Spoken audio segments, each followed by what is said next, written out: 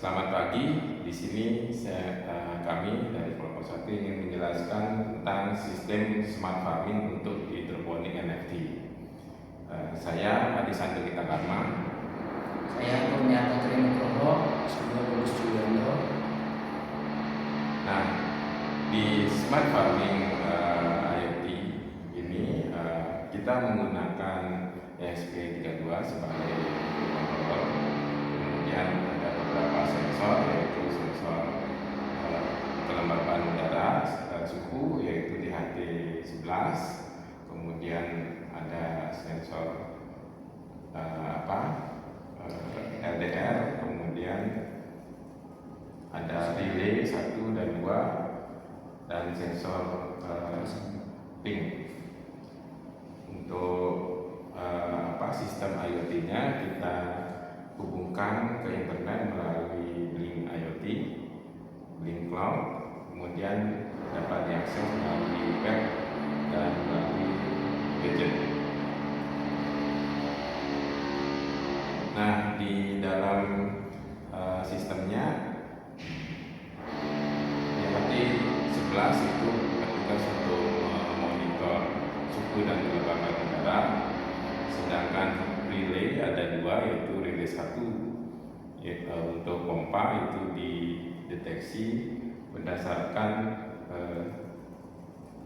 kondisi dari ketinggian jarak nutrisi. Jadi kalau ketinggiannya di bawah 20 cm, maka relay 1 menyala, artinya pompa air menyala untuk mengisi nutrisi. Kemudian kalau relay 2, dia akan menyala jika kondisi gelap, yaitu relay 2 untuk menyalakan lampu, dan akan mati jika kondisi LDR dinyatakan gelap. Kemudian kita menggunakan sistem manual, mode manual dan mode otomatis, ada 2, yaitu kalau mode manual, sistem deteksi dari sensor itu akan secara otomatis, baik itu pompa air akan mengisi berdasarkan ketinggian yang dideteksi kalau kurang dari 20 cm. Sedangkan kalau mode manual itu diharapkan pemilik mengisi nutrisi secara mandiri. Nah, ini beberapa tampilan untuk proyek yang mode otomatis dan mode manual. Kemudian juga kita implementasikan di gadget untuk sistem ini menggunakan aplikasi Blink IoT. Nah, sekarang kita akan masuk ke implementasinya.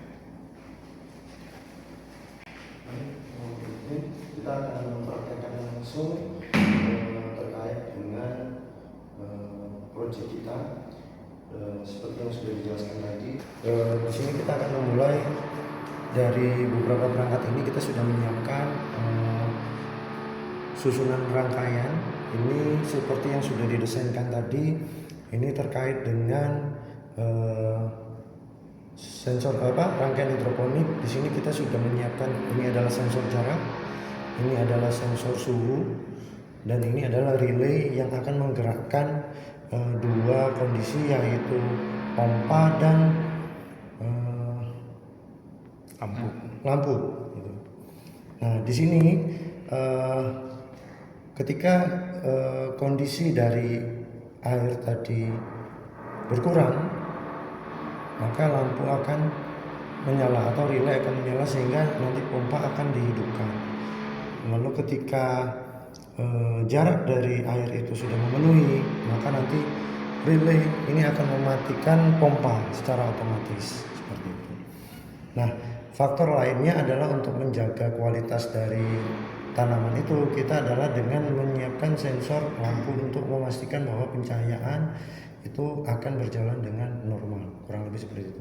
Nah, untuk sisa otomatisnya kita akan menerapkan sistem hidroponik ini berbasis mobile. Itu yang akan dijelaskan oleh Pak Kurnianto. Baik, akan saya lanjutkan. Jadi di sini selain kita dapat melakukan monitoring ataupun kontrol melalui web daripada aplikasi Blink, kita juga bisa mengaksesnya melalui mobile apps milik Blink. Nah, di mana di sini ini sudah ada monitoring, baik itu monitoring suhu, kelembaban, kemudian jarak, ketinggian nutrisi, yang mana nanti dan ada kondisi cahaya juga, di mana nanti ketika statusnya di sini adalah otomatis, maka sistem akan berfungsi secara otomatis, di mana ketika jarak ketinggian airnya itu kurang lebih 20 cm ya, nanti sistemnya akan bekerja sendiri. Ataupun begitu juga dengan cahaya, sensor cahaya, ketika nanti di sini otomatis, dia akan otomatis juga sistemnya bekerja. Akan tetapi ketika nanti di sini saya setting secara manual, maka kita bisa mengontrol baik itu pompa yang ada di sensor ataupun relay lampu yang ada di yang sudah kita pasang juga. Nah, misalkan ini ada relay 2, ini statusnya off. Ketika saya on kan, nah nanti di controller dia juga akan berubah seperti itu. Ini begitu juga yang relay 2, itu nanti kita juga bisa ngontrol cahayanya. Ini kita tampilkan smart farming dari Blink IoT di website. Di sini kondisinya sudah online. Kita bisa memonitor suhu dan kelembaban udara. Jadi di sini kita bisa lihat suhu dan kelembaban udara. Kemudian di sini ada jarak ketinggian nutrisi, kita bisa ukur juga. Kemudian kondisi cahaya dari sensor LVDR.